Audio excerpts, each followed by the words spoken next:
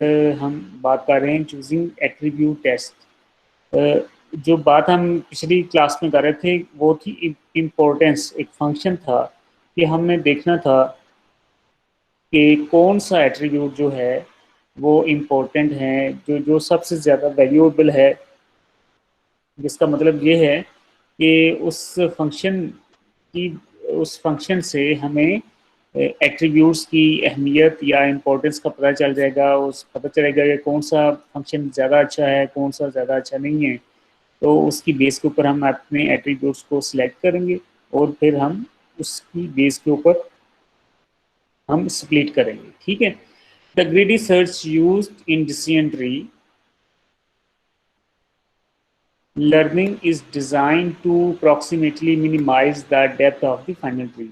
तो जो greedy algorithm हम इस्तेमाल करेंगे वो क्या करती है, बेसिकली कोशिश करती है कि जो हमारा ट्री बिल्ड हो रहा है वो मिनिमाइज्ड हो, ठीक है, कम से कम हो। The idea is to pick the attribute that goes as far as possible toward providing an exact classification of the example. A perfect attribute divides the examples into sets, each of which are all positive or all negative, and thus will be leaves of tree। तो जो एक perfect attribute है वो क्या करता है कि तमाम जो है उसको दो सेट्स में, उसको एग्जांपल्स को सेट्स में डिवाइड करने की कोशिश करता है और कोशिश करता है कि एक सेट के अंदर या तो सारे पॉजिटिव आ जाएं या सारे नेगेटिव आ जाएं, मिक्स कम से कम हो। ठीक है, ये उसकी कोशिश होती है।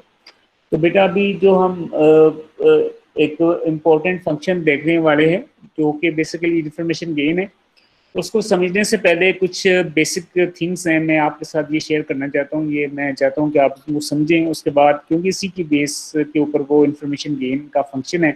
अगर आप इसको समझ जाएंगे तो उसको भी समझने में आपको आसानी होगी। अगर आप जिन लोगों ने प्रोबेबिलिटी वगैरह पढ़ी हुई है, प्रोबेबिलिटी एंड स्टैट एडवांस, तो उसमें उन्होंने एक कंसेप्ट पढ़ा होगा which is known as random variable. ठीक है। तो ये रैंडम वेरिएबल से मुराद ये जो आम प्रोग्रामिंग का कोई वेरिएबल नहीं है जो आप रैंडमली सेट जनरेट करके रख लें, बल्कि यहाँ पे मुराद ये है कि random variable is a function that associates a real number with each element in the sample space। ठीक है। क्या करता है ये फंक्शन, ये अटैच करता है एक रियल नंबर को with each element in the sample space. ठीक है। तो अगर आप तो प्रोबेबिलिटी वगैरह पढ़ी है तो आपके लिए ये टर्म्स नई नहीं होंगी, और जिन्होंने नहीं पढ़ी उनको मैं बता दूं कि फर्ज करें आप एक एक्सपेरिमेंट करते हैं, आपके पास एक कॉइन है और कॉइन जब आप टॉस करते हैं तो दो चांसेस होते हैं, या तो आप हेड आ सकता है या टेल आ सकता है। ठीक है। तो ये जो दरमियान में ही आपने देखा होगा कि बाज़ का दरमियान में भी वो जो कॉइन है दरमियान में खड़ा हो जाता है, वो सिर्फ मूवीज में होता है, रियल लाइफ में नहीं होता। ठीक है। जब आप एक कॉइन को टॉस करते हैं या तो हेड आएगा या टेल। अब ये जो ऑल पॉसिबल रिजल्ट्स हैं उनको यहाँ पे मैंने एक बड़े दायरे के अंदर लिख दिया है, हेड को और टेल को। और ये जो बड़ा दायरा है ये बेसिकली इसको हम कहते हैं सैम्पल स्पेस एस। ये हमारी सैम्पल स्पेस है, यानी कि इसमें ऑल पॉसिबिलिटीज हमने मेंशन कर दी हैं कि एक एक्सपेरिमेंट हम करने लगे हैं तो हमने कॉइन को टॉस करना है, उसके क्या पॉसिबल रिजल्ट्स आ सकते हैं। तो वो या तो हेड आ सकता है या टेल आ सकता है। ठीक है। ऐसे ही हम जितने भी एक्सपेरिमेंट करेंगे तो उनके जो ऑल पॉसिबल आउटकम होती हैं उनको हम सैम्पल स्पेस कहते हैं। तो अब वापस रैंडम वेरिएबल पे आते हैं। A random variable is a function that associates a real number with each element in the sample space। कि ये क्या करता है कि जो सैम्पल स्पेस में हर एलिमेंट है उसके साथ एक रियल नंबर को अटैच कर देता है। तो अब ये देखें कि यहाँ पे है हेड और टेल, ये उसके एलिमेंट्स हैं सैम्पल स्पेस के। तो इनके साथ कोई ना कोई रियल नंबर को अटैच कर देगा। तो वो भी हम इंशाल्लाह देखते हैं अगली स्लाइड में कि ये कैसे अटैच करेगा। We shall use a capital letter say x to denote a random variable and its corresponding small letter x in this case for one of its values। जो रैंडम वेरिएबल है उसको हम capital letter x से show करते हैं और जो उसकी करस्पॉन्डिंग वैल्यूज होती हैं उसको हम स्मॉल लेटर एक्स से शो करते हैं। अब ये इसकी एग्जांपल देख लें। ये इसकी जो एग्जांपल है, ये हमारे पास है 2 balls are drawn in succession without replacement from an urn containing 4 red balls and 3 black balls। ठीक है, क्योंकि हमारे पास एक टोकरी है तो उसके अंदर क्या है, उसके अंदर 4 रेड बॉल्स हैं और 3 ब्लैक बॉल्स हैं। ठीक है, अब उनको ड्रॉ किया जा रहा है इन सक्सेशन विद आउट रिप्लेसमेंट, मतलब कि एक बॉल को ड्रॉ किया, फिर दूसरी बॉल को ड्रॉ किया, और हमने जो विदाउट रिप्लेसमेंट का मतलब ये है कि हमने उसको वापस नहीं रखा। ठीक है, तो जो हमने टोकरी टोकरी से एक दफा निकाल लिया तो फिर निकाल लिया। ठीक है, the possible outcome and the values y of the random variable y where y is the number of red balls are। ठीक है, अब मेरे पास एक रैंडम वेरिएबल है और उसका नाम मैंने रखा है कैपिटल वाई, और वो क्या है, नंबर ऑफ रेड बॉल्स। ठीक है, नंबर ऑफ रेड बॉल्स।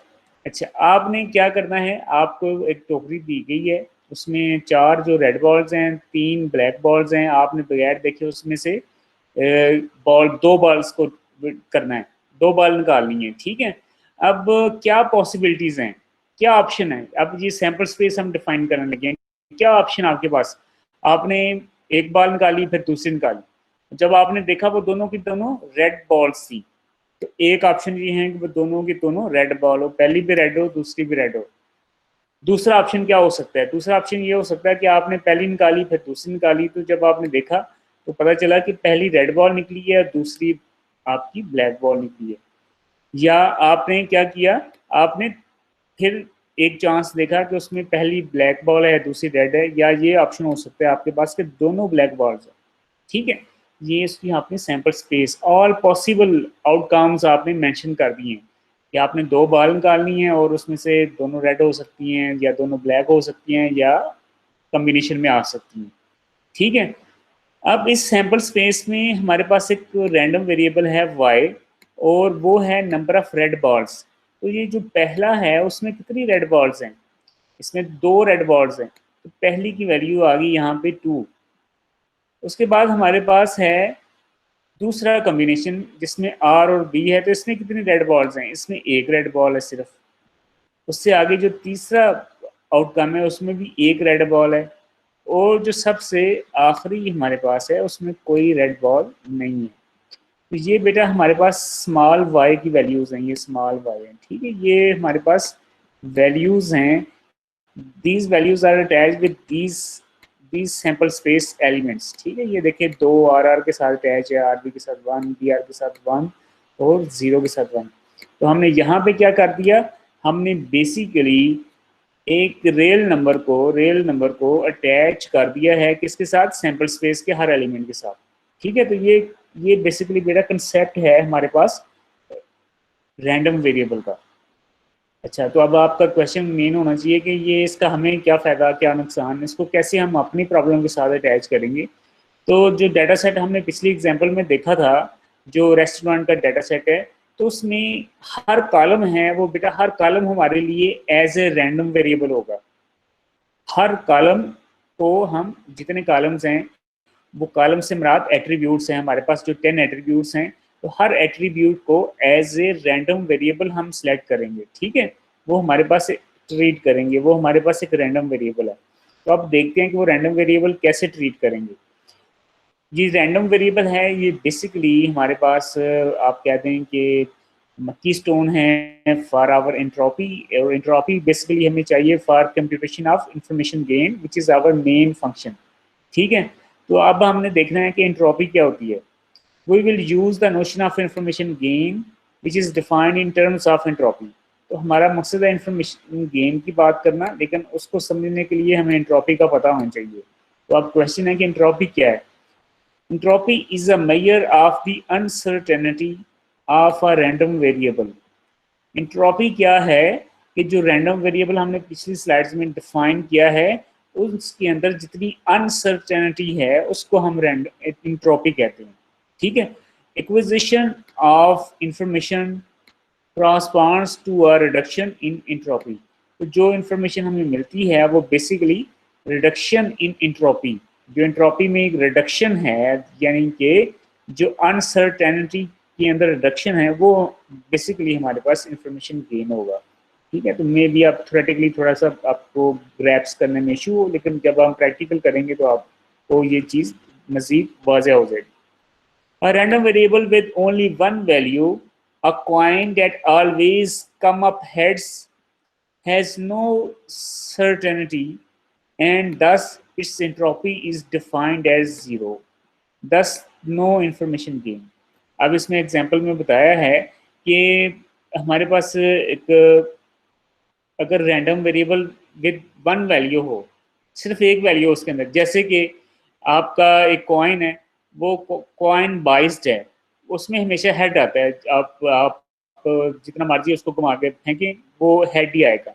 इसका मतलब है इसमें कोई अनसर्टेनिटी नहीं है, आपको पता है कि उसका हेड ही आएगा। यहाँ पे जहाँ पे अनसर्टेनिटी नहीं होती वहाँ पे क्या होगा, एंट्रोपी ज़ीरो होगी और इंफॉर्मेशन गेन भी ज़ीरो होगी।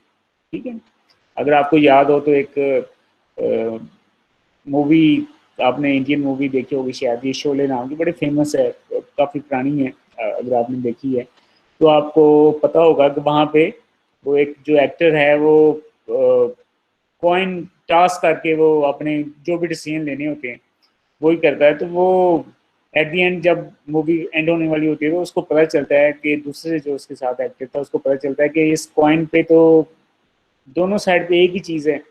लेट्स सपोज वो हेड है तो वो दोनों साइड पे हेड है, तो यानी कि उस कॉइन के अंदर कोई अनसर्टेनिटी जो थी वो बिल्कुल ज़ीरो थी, वो एग्जैक्ट पता था कि क्या उसका आंसर आएगा। ठीक है, तो ऐसे ही यहाँ पे है कि अगर हमारे पास कॉइन का एक ही रिजल्ट आएगा, वो एक ही दफ़ा दोनों साइड पे हेड है तो वो हेड ही आएगा भाई, और टेल नहीं आ सकती। ठीक है, तो ऐसी सूरत में हमारे पास क्या है, एंट्रोपी ज़ीरो होगी और इंफॉर्मेशन गेन भी ज़ीरो होगी। ठीक है, अब a flip of fair coin is equally likely to come up heads or tail, 0 or 1. This counts as one bit of entropy.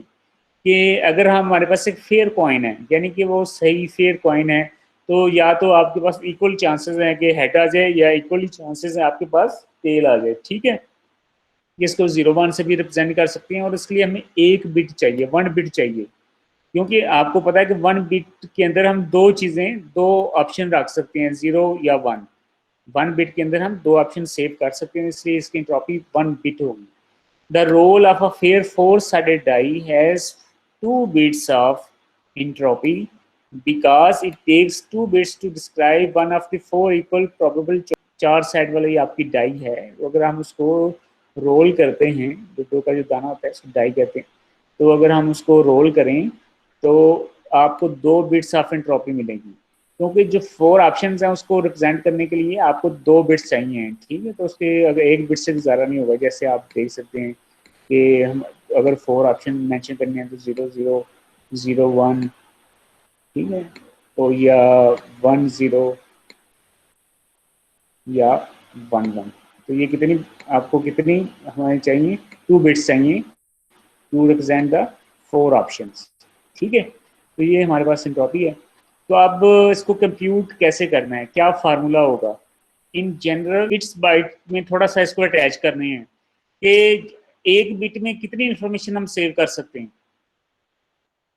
दो दो चीजें हम सेव करते हैं, यस नो 0 1। ठीक है, ऐसे ही है ना, एक बिट के अंदर हम या तो जीरो सेव कर सकते हैं, फोर ऑप्शंस को सेव करना हो, फोर ऑप्शन हो हमारे पास, तो उसके लिए हमें कितनी बिट्स चाहिए होंगी, उसके लिए हमें टू बिट्स चाहिए होंगी। और वो कैसे चाहिए होंगी, ये टेबल एक मैंने आपके सामने 0 0 0 1 1 0 1 1 करके आपको बता दिया है कि ये देखें कि टू बिट्स की मदद से हम फोर डिफरेंट चीज़ों को, फोर ऑप्शंस को सेव कर सकते हैं। ठीक है, अब देखें कि एंट्रोपी में हम कैसे कैलकुलेशन करते हैं। In general the entropy of a random variable V with values V K. अब जो रैंडम वेरिएबल है वो वी है, यानी कि वो कॉलम का नाम हम फर्ज करें वी रख दिया है, और उसके अंदर जो वैल्यूज हैं वो वी ऑफ के हैं।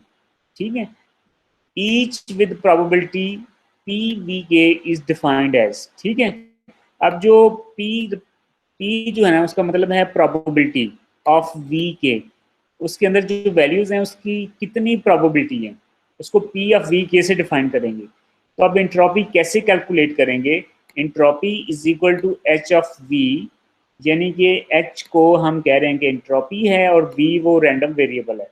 ठीक है, हम रैंडम वेरिएबल की एंट्रोपी काउंट करेंगे ये फार्मूले से। फार्मूला क्या है, समेशन ओवर के, कि जितने भी उसके अंदर ऑप्शंस हैं, उस कॉलम के अंदर, उस वेरिएबल के अंदर जितने ऑप्शंस हैं उसके ऊपर हमने आइटरेट करना है के, और उनको समेशन करना है। और समेशन क्या करना है, प्रोबेबिलिटी ऑफ वी ऑफ के, यानी कि हमने देखना है कि probability of we of K कितनी है into log with base two 1/p V K. ठीक है, इसको हम सिंप्लीफाई करेंगे तो हम अगर पी वी को ऊपर ले जाएंगे नोमिनेटर में, तो क्या होगा कि ये हमारे पास माइनस में आ जाएगा। ये माइनस है, इसको हम बाहर ले आते हैं, और P V K log with base two P V K. तो ये बेसिकली हमारा फार्मूला होगा टू काउंट द एंट्रोपी। ठीक है, अब हमने इसको इम्प्लीमेंट करना है। हम चेक करेंगे कैसे ये काम करेगा। We can check that the entropy of a fair coin is indeed 1 bit. हमने पीछे बात की कि अगर हमारे पास फेयर कॉइन है तो उसकी इंट्रोपी 1 बिट होगी। अब हमने उसको चेक करना है कि वाकई ये ऐसा है, तो हम उसको इस फार्मूले में पुट करते हैं। एच ऑफ फेयर, एक फेयर कॉइन था, उसका नाम हमने फेयर रख लिया। एच उसकी इंट्रोपी हम काउंट करने लगे हैं। फार्मूला क्या है, माइनस बाहर आ गया है। तो उसके बाद है ये देखिए समेशन का है, समेशन ओवर के। इसका मतलब है कि उसके तमाम एलिमेंट्स के उसके अंदर कितने एलिमेंट्स हैं, उसके अंदर 2 एलिमेंट्स हैं, या तो हेड होगा या टेल होगी। ठीक है, ऐसे ही है ना, हेड होगा, दो दो चांसेस हैं, इसके अंदर 2 हैं कि या तो हेड होगा या टेल होगा। तो पहले हम क्या करेंगे, हेड हेड की प्रोबेबिलिटी कर लेंगे, फिर उसको जिस चूंकि समेशन है तो फिर उसके बाद हम सम करेंगे और फिर टेल की लेंगे। ठीक है, तो फिर अब फर्ज करें हम हेड की लेते हैं पहले। तो पी ऑफ वी के उसकी प्रोबेबिलिटी है 0.5, यानी कि आधे चांसेस है ना हेड आ जाए। log 2 उसके अब आगे फिर लिखा हुआ पी वी के, तो ये 0.5 अगेन आ गया, आधी प्रोबेबिलिटी है। ठीक है, ये हो गया हेड की प्रोबेबिलिटी। अब उसके बाद प्लस, अब टेल की प्रोबेबिलिटी लेनी है। तो अगर हेड के आधे चांस है तो टेल के भी आधे होंगे, तो 0.5 और लॉग 0.5। ठीक है, तो जब हम इसको कैलकुलेट करेंगे तो हमारे पास आंसर आ जाएगा 1 बिट ऑफ एंट्रोपी, जो कि वही है जो हमने पहले ज़बानी कलामी कर ली थी कि अगर हमारे पास हेड टेल आ रहा है तो 1 बिट ऑफ एंट्रोपी होगी। अब थोड़ा सा मुश्किल हम करते हैं, वो ये है कि अब हम फर्ज करते हैं हमारे पास जो कॉइन है वो फेयर नहीं है, वो लोडेड है। लोडेड का मतलब है कि 99% चांस है कि वो हेड आए और 1% चांस है कि टेल आए। ठीक है, जब ऐसी सूरत हाल होगी तो इसकी इंट्रॉपी कैसे काउंट करेंगे, एच ऑफ लोडेड माइनस का साइन। ये फार्मूला ये देखें आपके सामने, ये इसी को हमने लेके चलना है। 0.99 प्रोबेबिलिटी किसकी है, ये हेड की प्रोबेबिलिटी है। log 2 0.99 प्लस जो बाकी दूसरा ऑप्शन है टेल, तो टेल की प्रोबेबिलिटी कितनी बची, टेल की प्रोबेबिलिटी बेटा बची है 0.01, क्योंकि 0.99 हेड की है और जो बाकी 0.01 है वो अब टेल की है। ये फार्मूले में हमने पुट की और जब हमने इसको कैलकुलेशन की तो 0.08 बिट्स बनी। ठीक है, तो ये इतनी हमारे पास इंट्रोपी की इंफॉर्मेशन हमें मिलेगी।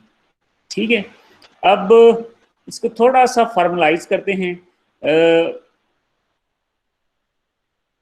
अब हमारे पास एक बुलियन रैंडम वेरिएबल है। बुलियन रैंडम वेरिएबल से मुराद ये है कि उसमें दो दो ही वैल्यूज हैं। ठीक है, अगर बुलियन रैंडम वेरिएबल का मतलब है उसमें दो ही उसकी आप कह दें उसके अंदर वैल्यूज हैं। Define B Q as entropy of a Boolean random variable. अब हम क्या करें, एक बुलियन रैंडम वेरिएबल की इंट्रोपी को डिफाइन करने लगे हैं और बी ऑफ क्यू से उसे रिप्रेजेंट करेंगे। बी से मुराद बुलियन है और क्यू जो उसकी हम वैल्यूज पास उसको करेंगे। बी ऑफ क्यू फार्मूला वो पिछले वाला ये same formula B of Q.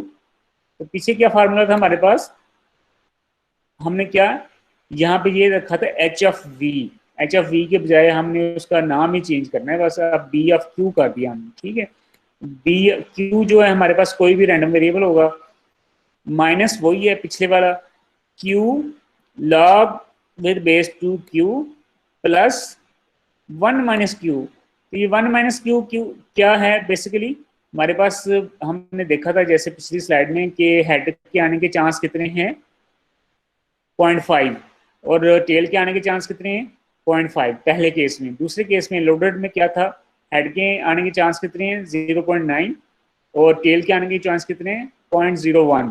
ठीक है, तो जाहिर है इसका मतलब है कि यहाँ पे Q और -1 Q जो है 1 माइनस क्यू दोनों को मिला के आंसर 1 आना चाहिए। ठीक है, मतलब कि जो प्रोबेबिलिटी यहाँ पे है जो बाकी है तो वो यहाँ पे होगी। ठीक है, तो log 2 1 माइनस क्यू। ठीक है, इसका मतलब है एक का प्रोबेबिलिटी की बातें नहीं कर रही है, तो मैं बता दूं आपको एक रिलेटिव थिंग कि किसी भी चीज़ की मैक्सिमम प्रोबेबिलिटी 1 या 100% हो सकती है, उससे ज़्यादा नहीं हो सकती। ठीक है, तो अगर फर्ज करें एक काम की होने की प्रोबेबिलिटी है 50%, तो उसके ना होने की प्रोबेबिलिटी भी कितनी होगी 50%, क्योंकि ये दोनों मिलकर 100% बनेगी। ठीक है, या एक काम होने की प्रोबेबिलिटी है 40, तो फिर उसके ना होने की कितनी होगी 60 होगी, दोनों मिला के 100 होगा। ठीक है, तो यहाँ पे 100 होना है और वो इस तरीके से होगा कि Q और 1 माइनस क्यू। ठीक है जी, 10 एच ऑफ लोडेड। अब जो हमारे पास क्या है एच ऑफ लोडेड, हमारे पास एंट्रोपी ऑफ लोडेड की क्या होगी, उसको ये पास करेंगे बी 0.99। ठीक है, अब ये जो प्रोबेबिलिटी हमने इसको पास की है हेड जो है उसके साथ जो कि 0.9 हेड की प्रोबेबिलिटी उसको पास की है, तो उसका हमारे पास आंसर है 0.08। Now let's get back to the descent relearning. If a training set contains p positive examples and n negative examples, then the entropy of the goal attribute on the whole set is h of goal is equal to b p divided by p plus n। ठीक है, अब हमने क्या करना है कि entropy count करनी है गोल की। गोल से मुराद ये है कि जो हमारा सबसे आखिरी कॉलम है ना उसकी उसकी इंट्रॉपी हमने काउंट करनी है। यहाँ पे ये है गोल वाला आखिरी कॉलम, यहाँ पे इसकी इंट्रॉपी काउंट करनी है हमने। और इसमें देखें टोटल कितनी एग्जाम्पल है 12, और इसमें यस वाली कितनी है नो वाली कितनी है, यस वाली 1 2 3 4 5 6।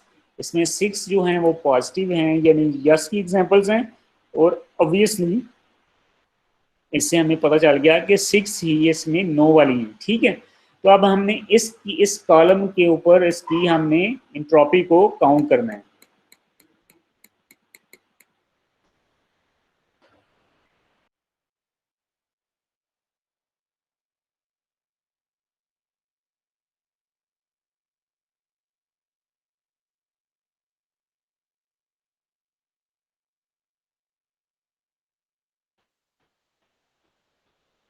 जी बेटा, अब अब देखें कि पी यहाँ पे जो बी बी को ये बी विजय वाला ऊपर वाला जो अभी अब आपके सामने मैं मेंशन किया है, तो अब देखें बी की बात हो रही, बी फंक्शन को हम P over P plus N pass करेंगे। तो पी क्या है पॉजिटिव एग्जांपल्स हैं और एन जो है वो नेगेटिव एग्जांपल्स हैं। ठीक है, तो आप इसको काउंट करें, आप इसको कैलकुलेट करेंगे तो क्या होगा, the restaurant training set in figure has P is equal to N is equal to 6, यानी उसमें 6 ही पॉजिटिव एग्जांपल्स हैं 6 ही नेगेटिव एग्जांपल्स हैं। So the corresponding entropy is be 0.5 और एग्जैक्टली 1 बिट। ठीक है, अब देखें कि P हमारे पास कितना है, P है 6 है डिवाइडेड बाय P 6 है और N कितना है, N भी 6 है। ठीक है, इनको सिंप्लीफाई करेंगे तो 6/12 आ जाएगा, उसको मज़ीद सिंप्लीफाई करेंगे 1.2 आ जाएगा, उसको मज़ीद सिंप्लीफाई करेंगे 0.5 आ जाएगा। ठीक है, तो ये हमारे पास 0.5 यहाँ पे मेंशन है, तो इसको 0.5 बी को हमने पास करना है। और बी का फंक्शन आपने ऊपर देख लिया है कि ये बी का फंक्शन है, इसके थ्रू हमने कैलकुलेट करना है। A test on a single attribute A might give us only part of this one bit. ठीक है, अगर हम कोई एट्रीब्यूट्स जो कि फर्ज करें रेस्टोरेंट की एग्जांपल, उसमें 10 एट्रीब्यूट्स हैं, तो अगर उनमें से कोई एक जिसको हम ए कह रहे हैं उसके ऊपर अगर हम क्या करें, उसके ऊपर हम कैलकुलेट करें तो वो हमें वन बिट का एक हिस्सा प्रोवाइड करेगा। We can measure exactly how much by looking at the entropy remaining after the attribute test। तो हम उसको मेजर कर सकते हैं कि हमारे पास बाकी कितनी एंट्रोपी बची है। An attribute A with D distinct values, एक एट्रीब्यूट A है और उसके अंदर D डिस्टिंक्ट वैल्यूज हैं, divides the training set E into subsets E1, E2 up to ED। each subset EK has PK positive examples and NK negative examples। So if we go along that branch, we will need an additional BPK over PK plus N bits of information to answer the question. A randomly chosen example from the training set has the kth value of the attribute with probability Pk plus Nk over P plus N।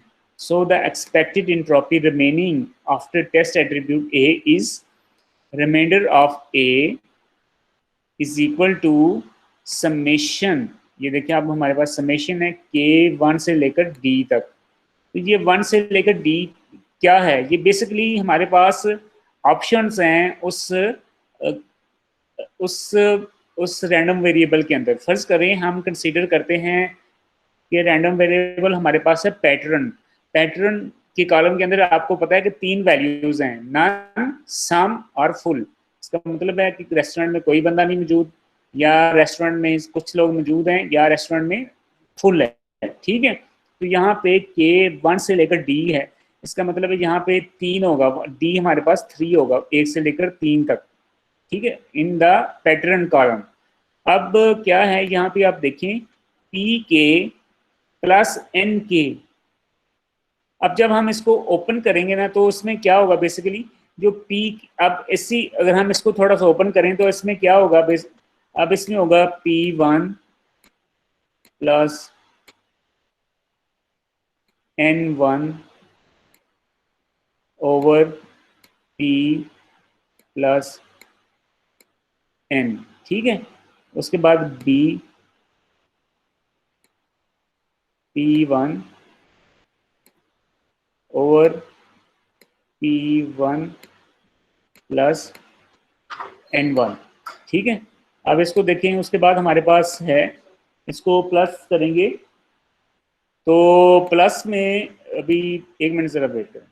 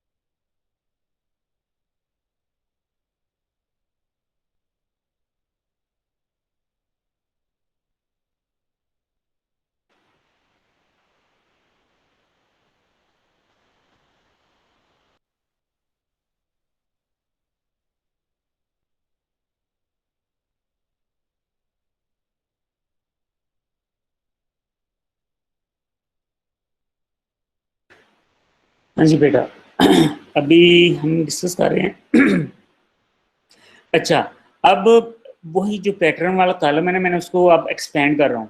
तो अब जो उसमें 3 option है, तो अब इसमें भी हम क्या करेंगे, 3 ही लिख देंगे। तो अब P2 प्लस N2 हो जाएगा, ठीक, और डिवाइडेड बाय P प्लस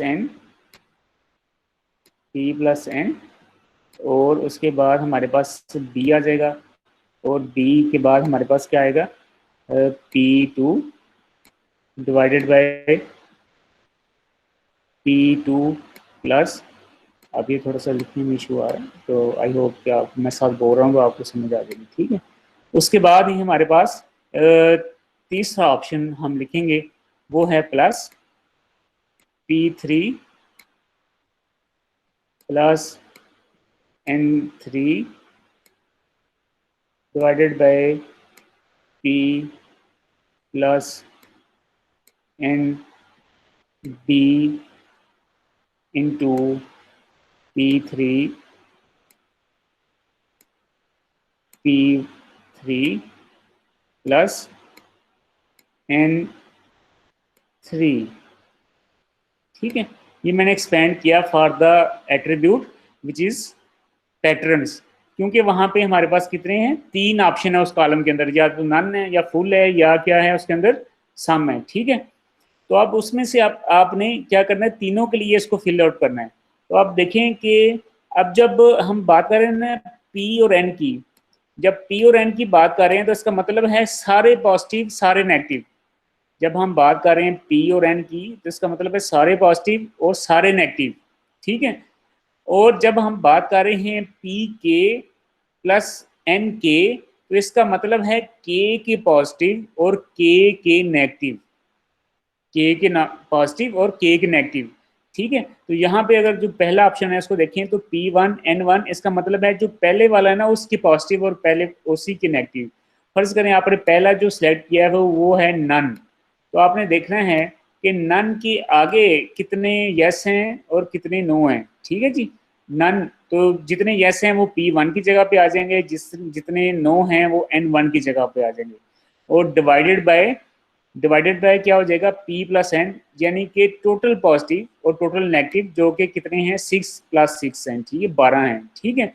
ऐसे ही हमने इन तीनों को करना है, ठीक है, तीनों की वैल्यूज पुट कर दी हैं और फिर उनको तीनों को सम अप करके हमारे पास रिमाइंडर ऑफ ए आ जाएगा, ठीक है। तो ये इसी को आप अगली स्लाइड में देखें, कैलकुलेशन हमने की हुई है। The information gain from the attribute test on A is expected reduction in entropy. तो ये गेन हमें चाहिए, इंफॉर्मेशन गेन, तो जिसका इंफॉर्मेशन गेन सबसे ज्यादा होगा वो एट्रीब्यूट हम सिलेक्ट करेंगे सबसे पहले, ठीक है। तो उसका गेन कैसे निकलेगा, B P divided by P plus N, ठीक है। तो ये पी हमारे पास क्या है, ऑल पॉजिटिव, और नीचे P all positive plus N all negative minus remainder of A, ठीक है, रिमाइंडर ऑफ ए। तो जब हमने बात अभी की है पहले की,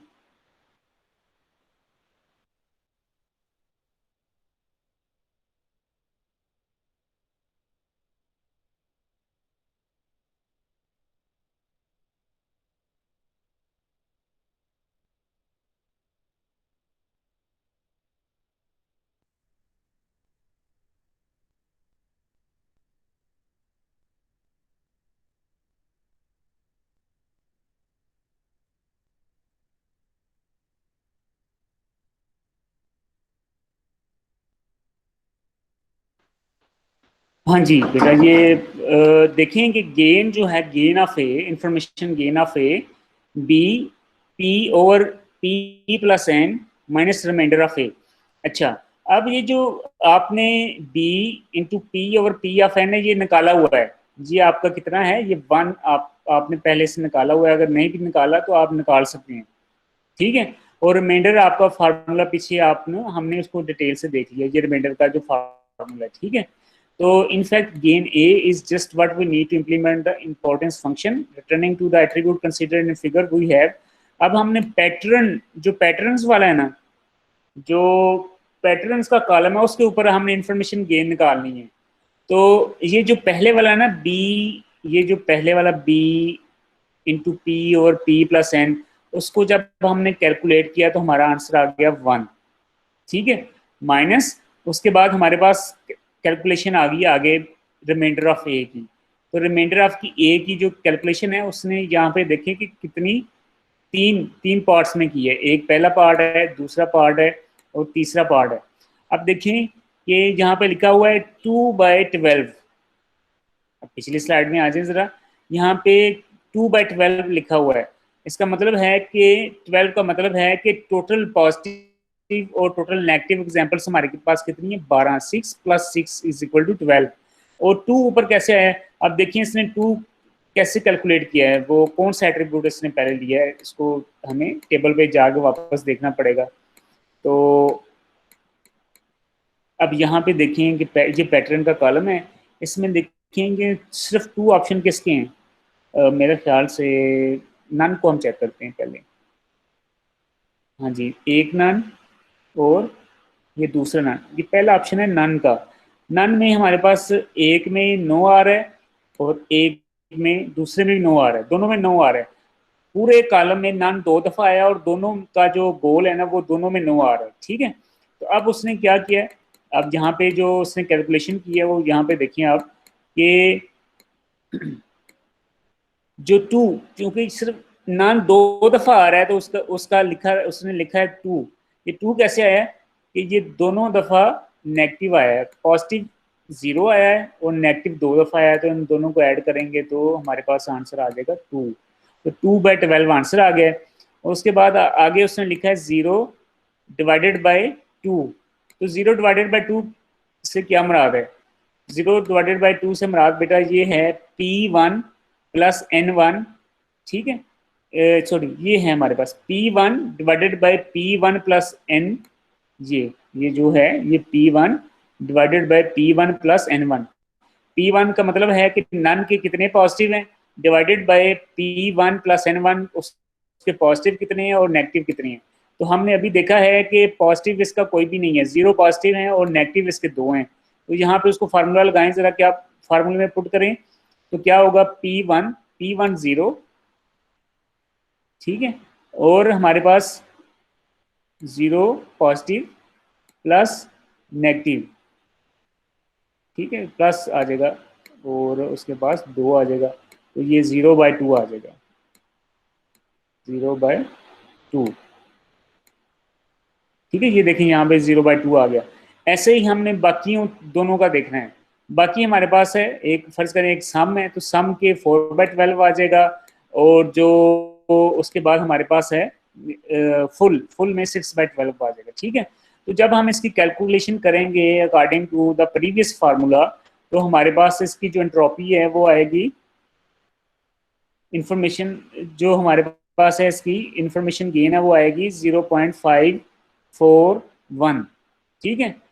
इसी तरीके से अगर हम इंफॉर्मेशन गेन फाइंड करें टाइप एट्रीब्यूट की, ठीक है, अभी ये पैटर्न की थी, अब अगर हम टाइप की करें तो उसी फार्मूले से जब हम काउंट करेंगे तो इसकी जो आंसर आएगा वो आएगा 0 बिट्स, ठीक है, 0 बिट्स आएगा। तो इसका मतलब है कि सबसे ज्यादा इंफॉर्मेशन गेन हमें कहाँ मिल रहा है, इस पैटर्न के अंदर, ठीक है। तो इसका मतलब है जो हमारा ट्री बनेगा उसमें जो रूट नोड बनेगा वो पैटर्न का बनेगा, ठीक है, पैटर्न का उसको हम रूट नोड बनाएंगे, ठीक है। और उसके बाद फिर पैटर्न को हम निकाल देंगे और जो बाकी एट्रीब्यूट्स हैं उनको ऊपर दोबारा से ये काम करते जाएंगे, और ये काम बार बार होता जाएगा। रिकर्जन की एल्गोरिथम है, जब तक कि हमारे पास ट्री नहीं बन जाता, और ट्री आपको पता है कि कब खत्म होगा, जब ये उसमें सारे पॉजिटिव हो जाएंगे या सारे नेगेटिव हो जाएंगे, ठीक है जी। तो ये अब आपकी होम असाइनमेंट है जो मैं आपको दे रहा हूँ कि आपने इसका एक पूरा ट्री, जो कंप्यूटेशन आपने यहाँ पे देखी है, ये सिर्फ गेन के ऊपर है, ठीक है, और पैटर्न के ऊपर है और टाइप के ऊपर है। तो उसके पहले कितने एट्रीब्यूट हैं, 10 एट्रीब्यूट्स हैं, तो आपने 10 फॉर ऑल 10 आपने उसकी कैलकुलेशन करनी है।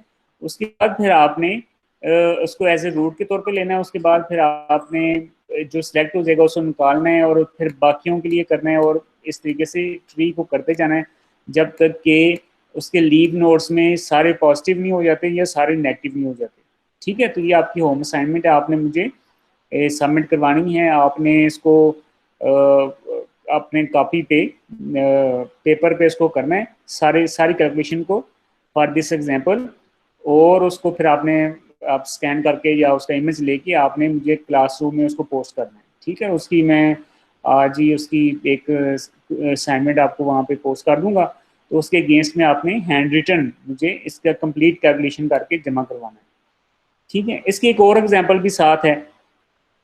Consider the following data set comprised of 3 binary input variables A1, A2 and A3 and one binary output. ठीक है, ये तीन एट्रीब्यूट्स हैं A1 A2 A3, और उसकी आउटपुट जो है ना y वो ये है। ठीक है, तो ये समझें कि ये जीरो जो हैं ये क्या हैं, ये नो हैं या नेगेटिव हैं। ठीक है, और ये जो हमारे पास वन है दो, ये यस हैं। ठीक है, तो इसके ऊपर आपने क्या करना है, यही सेम एल्गोरिदम आपने कंप्यूट कर दी है। तो ये कंप्यूट की हुई है। Now that to compute each split we need to compute remainder of A of I, यानी कि आपने सब तीनों का रिमाइंडर ऑफ आई, तीनों का रिमाइंडर मालूम करना है। And select attribute that provides the minimal remaining information, since the existing information prior to the split is same for all attributes we may choose to split on. तो compute the first split remainders of A1 A2 A3, तीनों जो तीनों हमारे column हैं, ये तीनों columns के लिए हमने रिमाइंडर फाइंड करना है, तीनों कॉलम के लिए। ठीक है, तो A1 A2 A3, A1 के लिए जो हमने कैलकुलेट किया है तो वो आपके सामने है 4/5। 5 क्या है हमारे पास, टोटल एग्जांपल्स कितनी हैं, 1 2 3 4 5, 5 एग्जांपल्स हैं बेटा हमारे पास। टोटल कितनी एग्जांपल हैं, 5 एग्जांपल्स हैं। ठीक है, और इसमें देखें कि जो हमारे पास डिनोमिनेटर में आ रहा है 5, नोमिनेटर में 4 आ रहा है। तो 4 बेसिकली हमारे पास क्या है जी, ये 4 हमारे पास हैं कि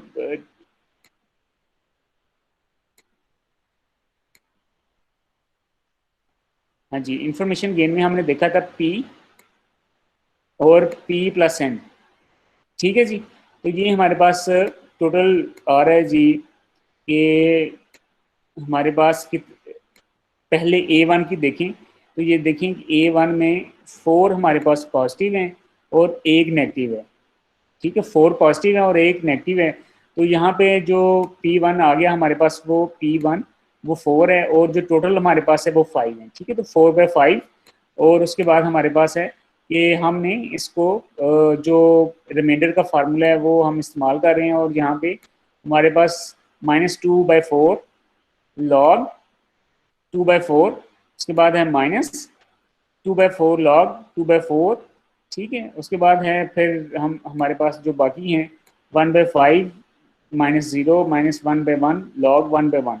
तो जो A1 है उसके ऊपर जो हमने कंप्यूट किया है, तो उसका जो रिमाइंडर आ गया हमारे पास वो है 0.800। ऐसे ही हमने कैलकुलेशन की है A2 के ऊपर, तो उसके ऊपर जो हमारे जो आई है वो है 0.551। और जो तीसरी कैलकुलेशन हमने की है वो की है A3 एट्रीब्यूट के ऊपर, ये रिमाइंडर कैलकुलेट कर रहे हैं। तो उसके ऊपर जो हमारे पास आई है इन्फॉर्मेशन, इंट्रोपी जो आई है वो है 0.951। अब हमारे पास जो इंफॉर्मेशन गेन है, जो हमने गेन लेना है, तो वो क्या होगा बेसिकली, वो होगा gain is equal to 1 minus all these 3। ठीक है, इन तमाम वैल्यू। तो जब 1 माइनस ऑल दीज 3 वैल्यू करेंगे तो सबसे ज़्यादा गेन हमें कहाँ पे मिलेगा, सबसे ज़्यादा गेन हमें ये A2 पे मिलेगा, क्योंकि इसकी वैल्यू सबसे छोटी है, और जब इसको 1 से माइनस करेंगे तो सबसे ज़्यादा बड़ा आंसर यहीं से आएगा।